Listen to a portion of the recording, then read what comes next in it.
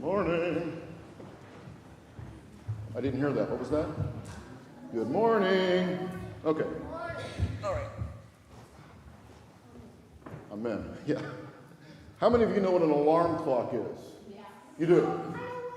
What is it? An annoying thing. Oh, you're jumping ahead of me. People don't really have alarm clocks as much as they used to, so I'm putting together one, okay? I have a clock and I have an alarm. You ready? In the old days, they were all one and the same thing, but now, what do you use to wake up? Your phone, right? Mostly people use their phones. So it used to be, I'd be sleeping, and I just want to keep sleeping, and then, oh, sorry, not very loud. Or how about this one? That would be so annoying if I were tired in the morning. How many of you like to get up in the morning? How many of you love to just get up as early as possible in the morning? Girls? Yeah, I can tell by the look on their faces. Can I just say something?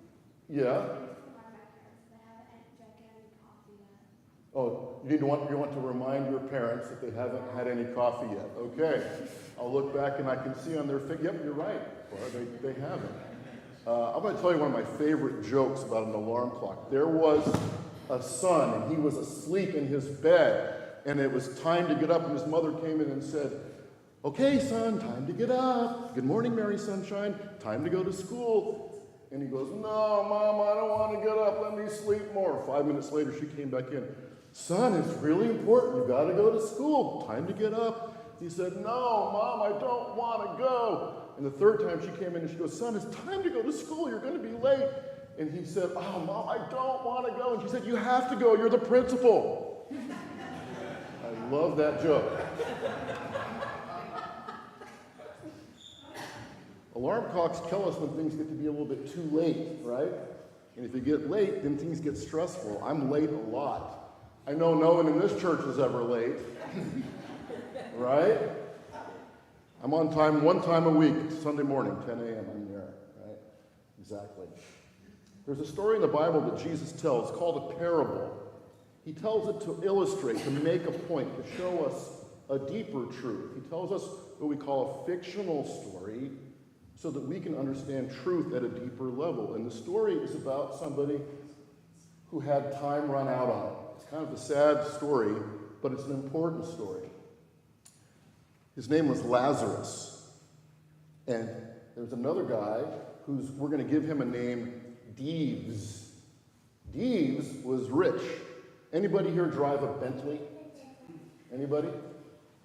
Mercedes, maybe? Really fancy one? Yeah, it was like, Deeves had so much money, he had like 17 shore houses, he lived in the mountains, he did everything he wanted all day, he had so much money, he was a fillionaire. That's how much money he had. Not a billionaire, a fillionaire, right? Then there was Lazarus, who didn't have anything.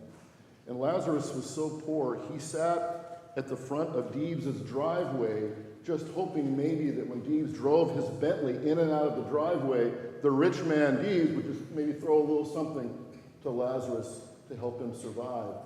But guess what? What do you think Deeves did?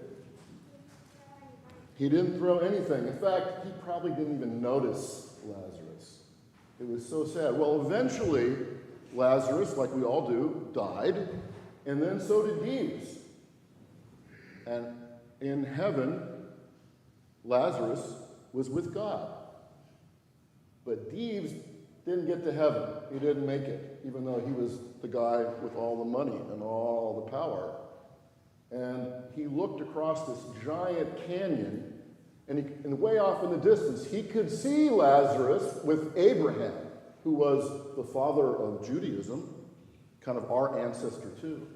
And Deeves said, hey, I want to come over there with you. And Abraham said, "I'm sorry, you can't. When you had your chance, you didn't even notice poor Lazarus. You didn't help anybody. You just cared about yourself." And Deeves said, "Okay, I'll change now." And Abraham kind of shook his head from way off in the distance. And then Deeves said, "Well, at least have Lazarus come give me a little cool drink of water." I think he still thought Lazarus kind of worked for him. I don't know. And Abraham said, so no, I'm really sorry. This is what happens, right? If you don't love, it's hard to, eventually you shut yourself off to love. So what we want you to do as a church is start loving today, okay?